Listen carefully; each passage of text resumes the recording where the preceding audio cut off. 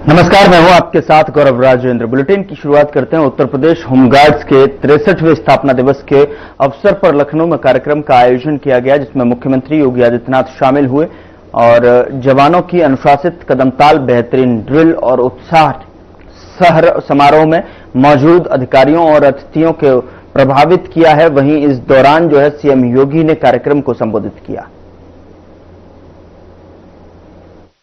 Staff अधिकारी home guards मुख्यालय को सराहनीय। आज भारत के संविधान के शिल्पी बाबा साहब डॉक्टर भीमराव अंबेडकर जी की भी पावन महापरिनिर्वाण दिवस है। यह दिन एक प्रेरणा दिवस है। बाबा साहब भीमराव अंबेडकर ने प्रत्येक भारतीय को एक ही प्रेरणा दी। वे कहते हैं कि हमारी पहचान मेरे परिवार, मेरी जाति, मेरे क्षेत्र, मेरी भाषा से नहीं, बल्कि हर भारतीय के मन में एक ही भाव आना चाहिए कि हम सभी जन्म से लेकर के अपनी अंतिम यात्रा तक हमारी पहचान केवल एक भारतीय के रूप में होनी चाहिए। और उस भारतीयता की पहचान के लिए, जिसके लिए प्रधानमंत्री मोदी जी ने आजादी के अमृत महोत्सव वर्ष में हर भारतवासी से कहा था कि यूनिफॉर्मधारी फोर्स के प्रति सम्मान का भाव हम सबके मन में होना चाहिए। और वह तभी होगा जब इस प्रकार का प्रदर्शन और इस प्रकार का परिसर हम सब बनाने के लिए प्रतिबद्ध होते हुए दिखाई देंगे, तो हर भारतीय के मन में उस श्रद्धा और सम्मान का भाव भी झलकता हुआ दिखाई देगा। 6 दिसंबर 1963 को उत्तर प्रदेश होमगार्ड की स्थापना हुई थी और तभी से यह संगठन अटूट सुरक्षा कवच की तरह उत्तर प्रदेश पुलिस बल का एक संबल बना हुआ है।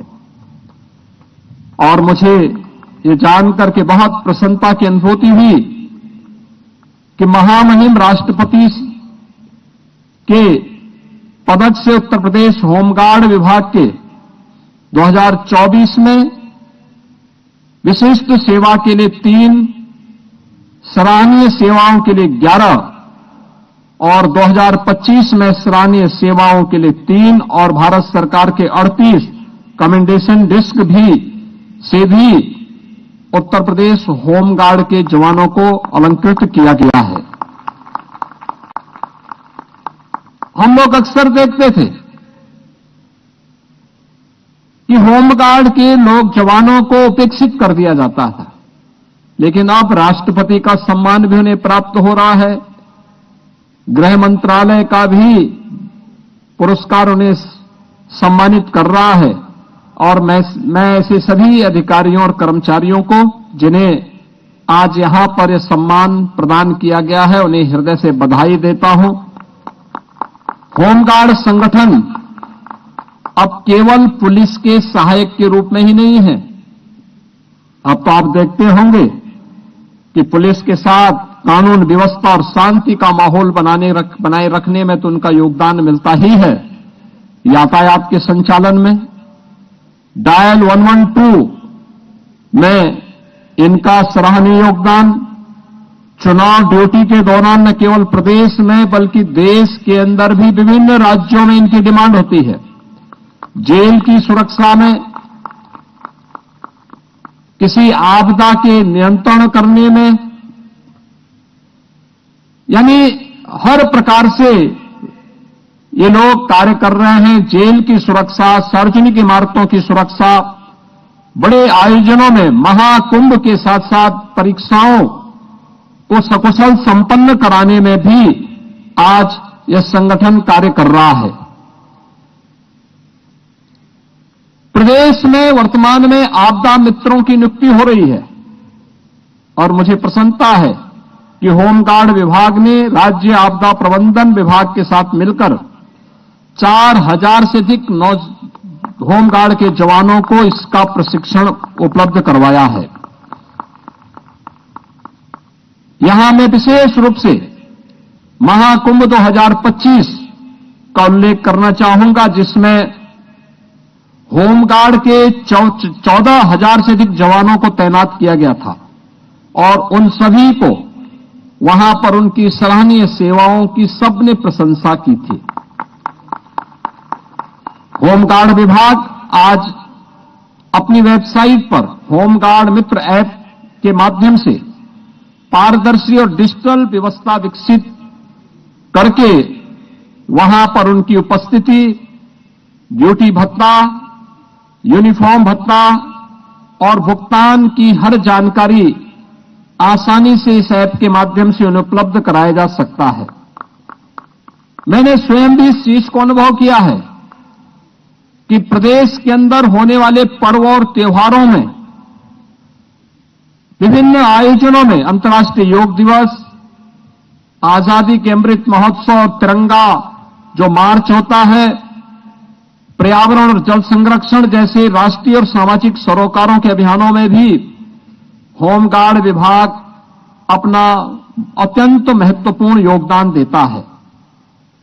होमगार्ड जवानों के उस योगदान को ध्यान में रख करके मुझे याद है जब 2020 में वैश्विक महामारी कोविड आया था, कोविड महामारी के दौरान अन्य राज्यों में फंसे हुए उत्तर प्रदेश के कामगार और श्रमिकों को सकुशल वापस लाने के लिए जब कोई सहायता नहीं मिल पाई, तब मैंने उत्तर प्रदेश परिवहन विभाग के साथ हर वाहन में एक दो होमगार्ड के जवानों को लगाया था और उन जवानों ने अपनी जान की परवाह नहीं की।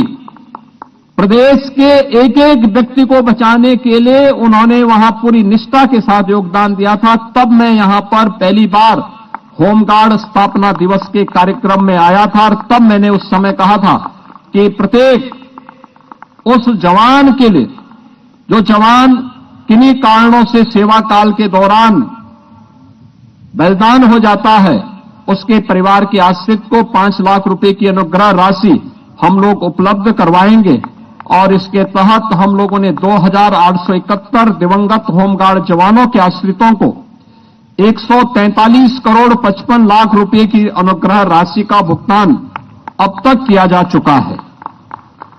दैनिक होमगार्ड जवानों की बेहतरी के लिए उनके दैनिक भत्तों और प्रशिक्षण भत्तों में वृद्धि किया गया है और अंतर जनपदीय भत्ते को भी बढ़ा करके अब 4 गुना कर दिया गया है। हमारी सरकार होमगार्ड स्वयंसेवकों के अच्छे टर्नआउट को देखते हुए सर्वप्रथम 3,000 रुपए प्रति 3 वर्ष में ऑनलाइन भुगतान किए जाने की व्यवस्था भी उनके लिए की गई है। प्राथमिकता में होमगार्ड विभाग के अपने कार्यालय और आवासीय भवनों की भी व्यवस्था, यह हम लोग प्राथमिकता के आधार पर आज इस कार्य को भी आगे बढ़ा रहे हैं। इसी का परिणाम है कि आज विभाग के पास 44 कार्यालय अपने भवनों में संचालित हैं। 9 कार्यालय भवन और मुख्यालय परिसर में कर्मचारियों के आवास के लिए G+11 बहुमंजिला भवन का निर्माण कार्य भी अब प्रगति पर है।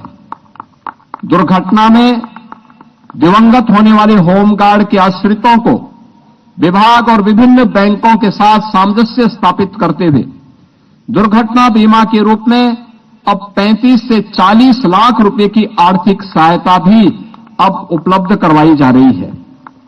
होमगार्ड के जवानों के कल्याण के लिए सरकार पूरी तरह संकल्पित है।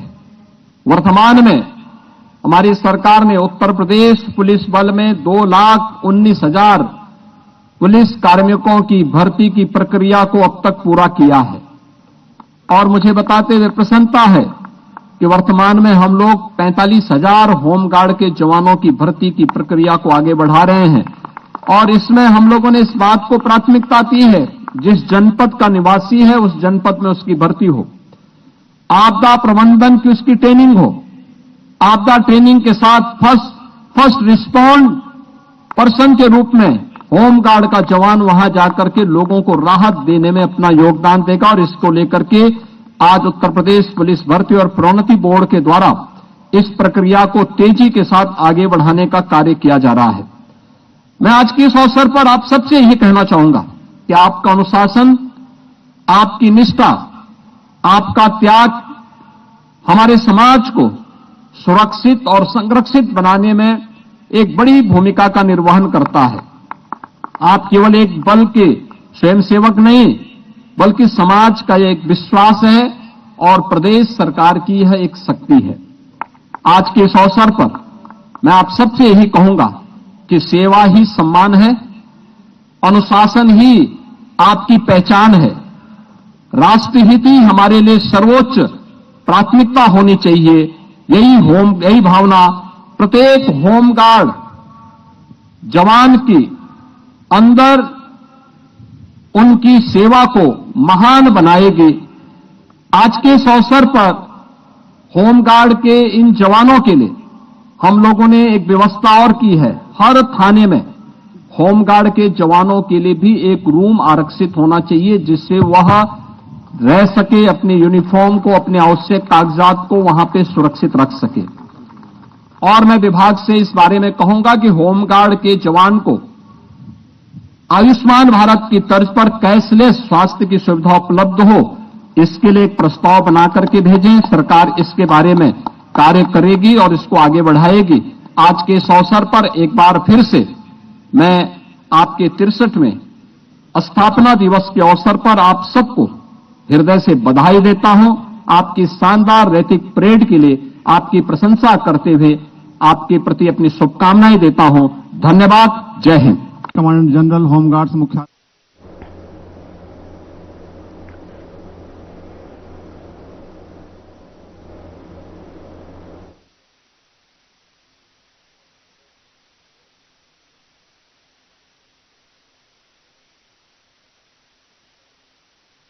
होमगार्ड्स मुख्यालय को सराहनीय सेवाओं हेतु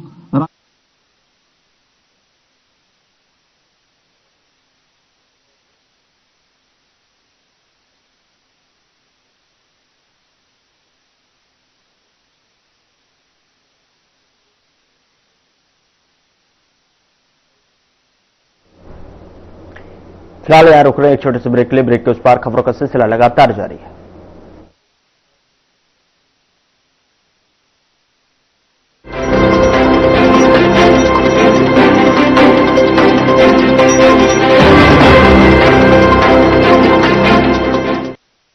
लोग सेहत बनाने